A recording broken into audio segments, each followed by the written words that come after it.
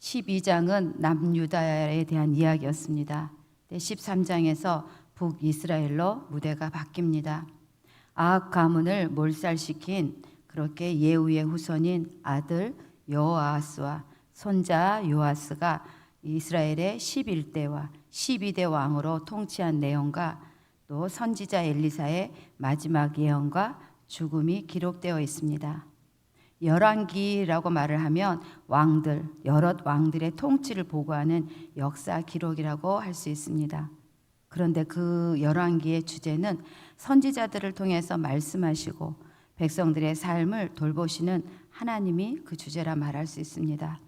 즉 언약에 신실하신 하나님께서 선지자들을 통해서 일깨우시고 또 순종하는 당신의 백성들을 다스리시고 구원해 주시는 내용인 것입니다. 그런데 이 시기에 보면 선지자 엘리야와 엘리사 외에는 다른 선지자가 거의 없는 것을 보면 두 가지 생각을 해볼 수가 있습니다. 어떻게 보면 백성들이 그래도 이후에 많은 어려움을 겪을 때보다도 말씀에 잘 순종했기 때문일까? 아니면 가끔만 말씀하시고 오히려 내버려 두고 보고만 계시는 하나님이신 것들을 보여주는 것일까? 원인이 두 번째 후자라면 백성들은 두렵지 않았을까 싶습니다. 그러나 이것도 깨어있고 또 하나님께 초점을 맞추며 살아가는 자나 느끼는 부분이어서 하나님을 의식하지 않고 살아가는 자들은 고난이 닥치면 어떻게 보면 잠시는 돌아보겠지만 사사시대처럼 오히려 무감각해져서 자기 소견에 오른 대로 살아갈 뿐인 것이지 않을까 하는 생각도 해보게 됩니다. 따라서 이 당시의 선지자 역할이 얼마나 중요했을지 생각해 보게 됩니다. 오늘 말씀을 읽어보니 5절 말씀에도 구원자를 이스라엘에게 보내주셨다가 하는데 선지자일 수도 있고요. 누구이라고는 말하진 않지만 어떻게 보면 이 선지자의 역할이 크지 않았나 생각하게 됩니다. 당시만이 아닙니다. 오늘날도 깨어있는 한 사람을 통해서 하나님 나라가 든든히 세워져 가기에 이 새벽을 깨워서 기도하는 성도 한 분 한 분의 역할이 너무나 중요하다는 것들을 생각하시고 우리에게 맡겨준 역할들을 잘 감당해 나가기를 소망합니다. 두 왕에 대해서 살펴보겠습니다. 여호아하스는 이스라엘의 5대 왕조인 예후 왕조의 2대 왕으로 17년 동안 통치하였습니다. 하나님의 강권적인 주권으로 왕이 되었던 예후였지만 은혜에 거하지 못하고 또 이 금송아지를 숭배하는 여로보암의 길로 갔었습니다. 그의 아들도 부전자전의 그 죄처럼 아버지를 따라서 여로보암의 죄를 그대로 탐습했습니다. 이는 하나님이 보시기에 악을 저지른 행위로서 불순종의 죄로 인해서 틈을 낸 이후에 지속적으로 동일한 죄를 짓고 있었던 것입니다. 화가 나신 하나님 그냥 두시지 않으셨습니다. 아람왕 하사엘의 손에 이스라엘을 넘기시는데요. 제1차 아람왕 하사엘의 침공이 일어나게 하셨습니다. 이스라엘의 범죄로 인해 하나님의 심판이 임한 것입니다. 그러자 이 여호아하스 어떻게 보면 우상을 숭배하는 과정 가운데도 있었지만 여호와께 은총을 간구합니다. 자신의 죄를 회개하면서 하나님께서 그 회개하는 모습을 보시고 외면하지 않으시고 구원해 주셨습니다. 여호아하스 이름의 뜻은 하나님께서 붙드셨다입니다. 그의 이름 그대로 하나님께서 그의 기도를 들어주셨습니다. 이 본문의 말씀을 보면 여호아하스가 얼만큼 회개했는지 우리는 알 수가 없습니다. 그러나 로마서 10장 13절 말씀에 누구든지 주의 이름을 부르는 자는 구원을 받으리라는 말씀처럼 믿는 자에게는 죄 가운데 있을지라도 여호와의 구원이 예비되어 있다는 것, 언제나 당신의 백성들이 돌아오기만을 기다리시는 하나님이시란 것들을 우리에게 말씀해 주고 있습니다. 물론 왕의 기도뿐만이 아닙니다. 아람 왕이 이스라엘을 혹독하게 억누르며 학대하고 있는 것을 하나님께서 보고 계셨던 것입니다. 그러셔서 역사하시고 구원해 주신 것인데요. 모세 때도 애굽이 이스라엘 백성들을 압제하고 학대하고 계신 것을 보고 계신 것처럼 하나님의 눈과 귀는 항상 당신이 사랑하는 이에게 있다는 것들을 우리에게 말해주고 있는 것입니다. 5절에 보니 자기 장막에 살게 되었다. 편안한 상태임을 말해주는데요. 안식을 맛보게 하셨다는 뜻입니다. 북이스라엘의 많은 왕들 가운데도 선한 왕은 한 명도 없었습니다. 그런데도 하나님의 그런 어떤 은혜를 경험하는 것이 은혜를 경험할 수 있는 사건이 되었던 것입니다. 정작 그런데 아람의 손에서 벗어나서 평화롭게 살게 되었지만 그들이 변화되었나요? 그렇지 않았습니다. 하나님께 올려드려야 할 경배와 감사를 우상에게 돌렸고요. 여전히 여로보암의 죄를 따라갔고 떠나지 않았으며 6절에 보니 아세라 목상을 그대로 세워두기까지 하였던 것입니다. 이를 통해서 우리가 알 수 있는 것, 하나님께서 주신 은혜를 중히 여기는 것이 얼마나 중요한지 가르쳐주고 있다는 것입니다. 힘들 때일수록 어떤 문제를 바라보는 것이 아니라 지금까지 주셨던 은혜를 묵상해야 할 이유가 그 묵상을 통해서 고난의 순간을 버티고 또한 이기고 또 견디게 만들어주기 때문입니다. 복음성, 여러분이 잘 아시는 복음성 은혜라는 찬양이 있습니다. 그 은혜의 가사를 보면 은혜 아니면 살아갈 수가 없네. 호흡마저도 다 주의 것이니 세상 평안과 위로 내게 없어도 예수, 오직 예수뿐이네. 크신 계획 다 볼 수도 없고 작은 고난에 지쳐도 주께 묶인 나의 모든 삶 버티고 견디고 하시네. 찬송가 301장 돌았습니다. 지금까지 지내온 곳 주의 크신 은혜라. 한이 없는 주의 사랑 어찌 이루 말하랴. 자나깨나 주의 손이 항상 살펴주시고 모든 일을 주 안에서 형통하게 하시네. 아멘. 오늘 이 두 찬양을 불러보시면서 주님이 주신 은혜를 묵상하면 좋겠습니다. 결국 은혜를 잊고 우상 숭배를 한 결과 이 베나닷 3세의 2차 침공을 받게 되어 7절에 보니 마병 50명, 병거 10대, 보병 10,000명 외에는 남겨주지 않을 정도로 이 타작마당에 티끌과 같이 되었다고 표현하고 있는데요. 이 말씀은 거의 초토화될 정도로 그렇게 파괴되었고 또 그것이 그만큼 큰 저주를 받았다는 것을 말하고 있습니다. 우리에게 이를 통해서 말하고 있는 것은 회개함으로 죄에서 돌이켰던 자가 다시 죄를 짓게 되면 나중 형편이 처음보다 더 심해진다는 것입니다. 고난과 저주에서 벗어나는 것보다도 문제의 근원을 해결해야 되는 것이 더 중요하다는 것입니다.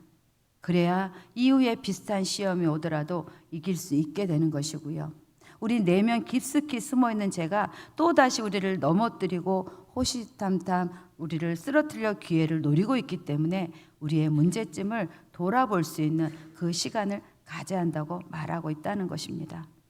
어떤 죄가 있는지 아주 자그마한 죄라도 그것을 알고 돌이킨다면 이후에 우리가 할 것은 지속적으로 거룩한 삶을 살아야 된다는 것입니다. 그런데 여호아스 이스라엘 백성들 그렇지 않았습니다. 안 한 것이 아니라 못했습니다. 죄의 힘이 그만큼 강력하고 죄악은 스스로 끊을 수 없다는 것을 말해주고요. 오직 이 죄는 보혜사 성령님의 도우심을 받지 않고는 끊어낼 수 없다는 것을 우리에게 말해주고 있습니다. 처음 한 번으로 끊어진다면 얼마나 좋겠습니까? 그러나 죄는 한 번에 쉽게 끊어지지 않습니다.